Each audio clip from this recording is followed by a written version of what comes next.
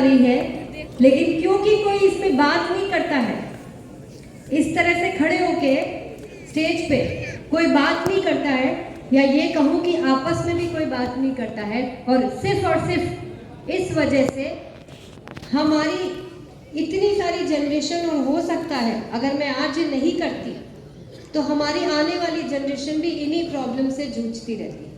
अब ये सब प्रॉब्लम्स है क्या? बहुत सिंपल सी बेसिक सी प्रॉब्लम है जो हर घर में है। जिस घर में महिलाएं हैं वहां पे मेंस्ट्रुअल हाइजीन से रिलेटेड प्रॉब्लम्स है। यानी कि प्रॉब्लम कैसी? या तो उनको किसी तरह का इन्फेक्शन होता रहता है, या मैं कहूँ कि सिंपल से लफ्जों में अगर महिलाओं को जलन, ईचिंग, खुजली, पता नहीं किस किस तरह के इन्फेक्शन, या कई सारी महिलाओं में सर्विक्स के कैंसर जैसी बीमारियां भी हो जाती है because of unhygienic menstrual practices या फिर अनहाइजीनिक कंडीशंस। बताइए महिलाएं जितनी बैठी है, क्या मैं गलत बोल रही हूँ? नो। क्या आप लोगों ने ये सारे लफ्ज पहली बार सुने हैं? अरे बोलिए आप लोग, डरिए मत। मैं आप लोगों के बिहाफ पे बोल रही हूँ आज, और मैं ये आप लोगों को यकीन दिलाती हूँ कि थोड़ी देर बाद यहाँ पे जितने भी पुरुष बैठे हैं ना, ये भी कहेंगे कि ये सारी चीजें खुल के इसी तरह से बात होनी चाहिए।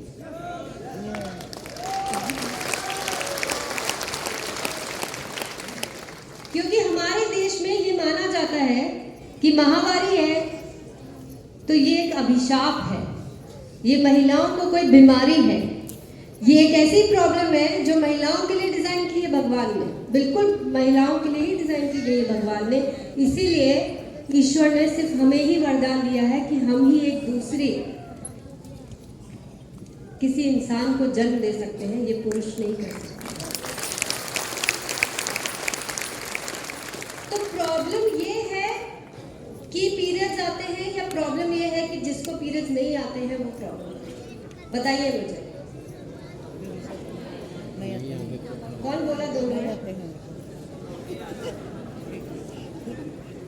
जब किसी लेडी को पीरियड्स नहीं आते हैं वो माँ नहीं बन सकती है। तो प्रॉब्लम तो ये हुई ना कि जिसको पीरियड ना आना एक प्रॉब्लम है, पीरियड्स होना तो हमारे लिए एक वरदान है। कितने लोग इस बात को मानते हैं?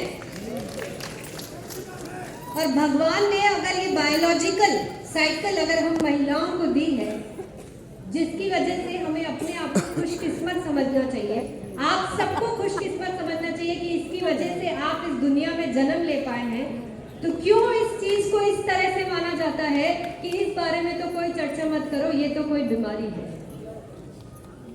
अगर महिलाओं को इसकी वजह से इतने सारे दर्द से गुजरना पड़ रहा है, तो क्या ये आप लोगों की जिम्मेदारी नहीं है कि उनको इस दर्द से दूर किया जाए? क्या ये हम सबकी जिम्मेदारी नहीं है कि अगर हमारे घर में कोई लड़की पैदा हो रही है तो उसको शुरू से इस तरह की बातें सिखाई जाए कि वो पूरी जिंदगी ये ना सोचे कि हाय मुझे क्यों लड़की के रूप में जन्म दे दिया है? क्या सिर्फ हम कुछ चर्चा करके अगर महिलाओं को ये समझा सके, लड़कियों को अगर ये सिखा सके कि तुमको अपनी हाइजीन मेंटेन करने के ये तरीके हैं, और अगर तुम ऐसा कर लोगी तो तुम ये तमाम बीमारियों से बच सकती हो, तो क्या ये चर्चा नहीं करनी चाहिए? करनी चाहिए। अगर मैं ये कहूँ कि हमने हजारों स्कूलों में जाके, कॉलेज में जाके, संस्था में जाके, आंगनबाड़ियों में जाके, पंचायत में जाके, घर घर जाके लड़कियों को, महिलाओं को इस बारे में अवेयर किया, और आज मैं कह सकती हूँ कि हमने लाखों लड़कियों की जिंदगी को बदल दिया, तो क्या हमने कुछ गलत किया? अगर मैं ये कहूँ कि जब हम हमारे कुछ प्रोडक्ट लेके स्कूल्स में जाते हैं तो प्रिंसिपल जैसी एजुकेटेड पर्सनालिटी भी कहती है कि हमें तो पता ही नहीं था कि इंटीमेट वॉश जैसे भी प्रोडक्ट होते हैं, तो क्या ये हमारी जिम्मेदारी नहीं है कि हम इसको और बड़े लेवल पे स्प्रेड करें? यस। अगर हमारे स्कूल में, हमारे मेडिकल कल्चर में हमारी मम्मियों को अगर ये नहीं पता है कि हाइजीन प्रैक्टिसेस कैसे रखी जाती है, तो क्या ये हमारी जिम्मेदारी नहीं बनती है कि हम इसके बारे में और अवेयरनेस क्रिएट करें? बनती है। तो किसकी जिम्मेदारी है ये? हमारी। सिर्फ महिलाओं की जिम्मेदारी है? नो। बोलिए, मुझे आप लोगों से आज जवाब चाहिए कि क्या ये सिर्फ महिलाओं की जिम्मेदारी है? नहीं। अगर हमारे घर में किसी भी तरह की कोई समस्या है तो हम उसको चुपचाप सहन करके पूरी जिंदगी परेशान होते रहें, या अपने घर की आदतों को बदल के इन बीमारियों को हमेशा हमेशा के लिए हमारे घर से दूर फेंक दें। तो अगर हम सबको आज ये बात समझ में आ गई तो सिर्फ अपने घर तक रखनी चाहिए या पूरे समाज को, पूरे देश को भी इस बारे में अवगत कराना चाहिए? पूरे देश को। पक्की बात? पक्की। आपने पलट मत जाइएगा। नहीं। आपने हमें क्या जिम्मेदारी दे दी है?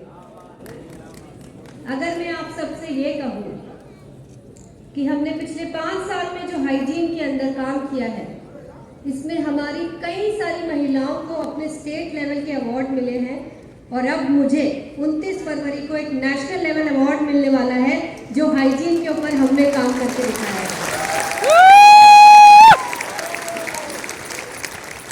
तो आप सोचिए कि अगर कई सारी गवर्नमेंट बॉडीज को भी ये रियलाइज होने लगा है कि ये जो तरीका इन्होंने अपनाया है यही सही तरीका है, और मात्र मैं आज ये कह सकती हूँ बड़े प्राउड के साथ कि मात्र एक आरसीएम ही ऐसा परिवार है जो पूरे देश के कोने कोने में जाके ये अवेयरनेस क्रिएट कर सकता है और महिलाओं की जिंदगी में एक ऐसा सुधार ला सकता है जो हमारी आने वाले जनरेशन हमसे कहेगी कि थैंक यू, आपने ये हमारे लिए करके दे दिया। पर अगर मैं ये सोचूं कि ये काम मैं अकेले कर लूंगी तो क्या ये मुमकिन है? नो। तो देंगे मेरा साथ? यस। पक्की बात? पक्की बात। पुरुषों को ये तो नहीं लगेगा कि हमारे काम की चीज नहीं है, हम नहीं बोलेंगे? कितने कितने लोगों के घर में बेटियां हैं?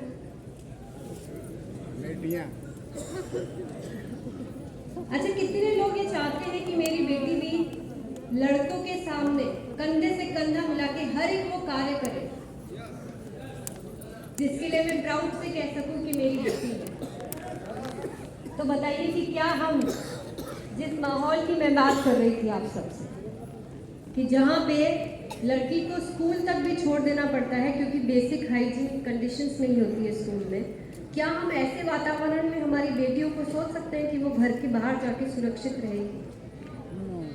तो क्या हम ये अपना कर्तव्य माने आज से कि हम अपने आने वाली जनरेशन को एक ऐसा भविष्य देंगे जहां उनको कभी सोचना नहीं पड़ेगा कि हमारे लिए क्या वहां पे बेसिक हाइजीन कंडीशन होगी जहां पे हम काम करने के लिए जा रहे हैं?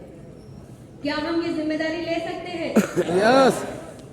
अगर इसको मैं बिल्कुल सिंपल भाषा में समझूं, अगर एकदम सिंपल, हम लोगों को आज सुबह उठते ही सबसे पहले हम क्या करते हैं? ज्यादातर लोग ब्रश ही करते हैं, यही करते हैं। यस। उसके बाद हम नहाते हैं। शुरू में बच्चों को ये बात सिखानी पड़ती है। क्या अभी तक भी आप लोगों को कोई याद दिलाता है चलो उठो ब्रश करो, नो, नहाने जाओ? ऐसा कोई नहीं कहता है ना, क्योंकि ये हमारी आदत में आ गया है।